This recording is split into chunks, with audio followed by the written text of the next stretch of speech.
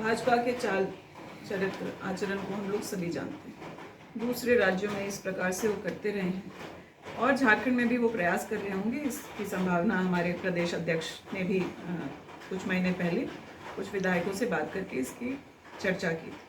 लेकिन इस वक्त जो हो रहा है, मुझे लगता है कि इस तरह का राजनीतिक चीरहरण किसी भी तरह से मान्य नहीं।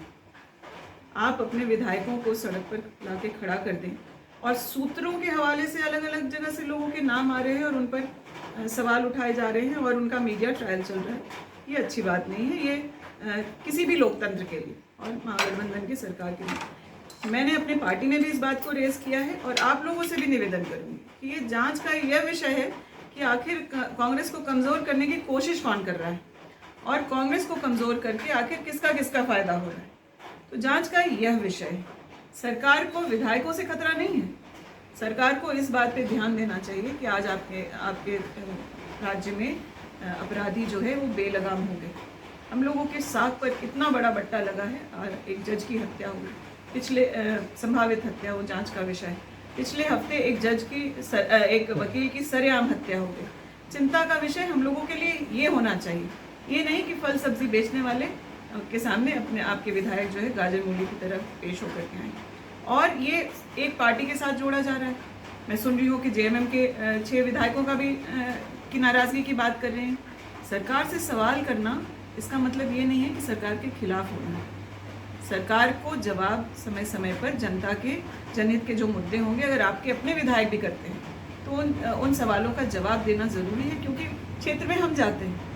इस सरकार के अच्छे काम और ख़राब काम को क्या माना जाए, ये हमारे क्रियाकलाप पर भी निर्भर करता है। तो आज अगर पारा शिक्षक हमसे समाधान चाहते हैं, अगर पंचायत सचिव और अन्य जितने भी हिस्ट्री सिक्स वाले जितने भी शिक्षक हैं या फिर अन्य जितने भी संविदा कर्मी हैं, चाहे जो युवा हैं, अगर वो अपने रोज़गार के अवसर के सवाल हम लोगों से पूछ रहे हैं तो उन सवालों पर हम तानाशाही नहीं कर सकते। हमें उनका समाधान निकाल करके देना है।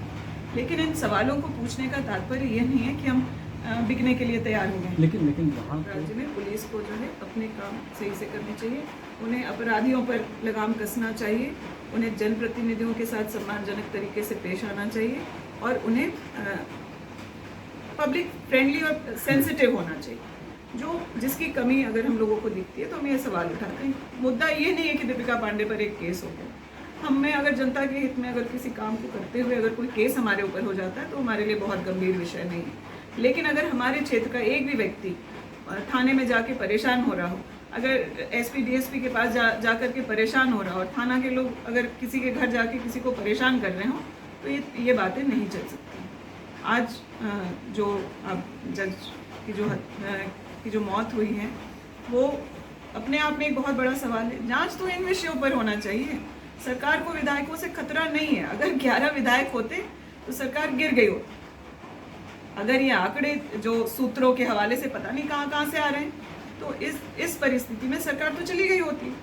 सरकार को इन बातों से कहीं कोई खतरा नहीं है और महागठबंधन की सरकार 5 साल चलेगी। लेकिन हमें युवाओं के सवालों का जवाब देना होगा, हमें महिलाओं के सवालों का जवाब देना होगा, जो हमारे प्रेस, पत्रकार और जो वकील समुदाय के लोग हैं, उन लोगों की परेशानियों का निदान निकाल करके देना होगा।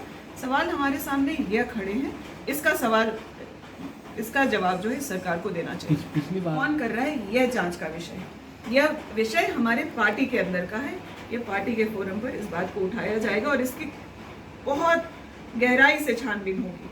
कांग्रेस का कोई भी एक कार्यकर्ता अपने विधायक के क्रियाकलाप की वजह से सर झुका करके चले, यह हमें कतई मंजूर नहीं। अगर इस तरह की परिस्थिति कोई आती है तो मुझे लगता है कि हम इस्तीफा दे दें, या सरकार को समर्थन ही देना है या चलाना है। हमें भाजपा को इस राज्य में रोकना है, उसके लिए ज़रूरी थोड़ी है कि हम सरकार का हिस्सा बन करके कर रहा है। यह जांच का विषय है। यह विषय हमारे पार्टी के अंदर का है। ये पार्टी के फोरम पर इस बात को उठाया जाएगा और इसकी बहुत गहराई से छानबीन होगी।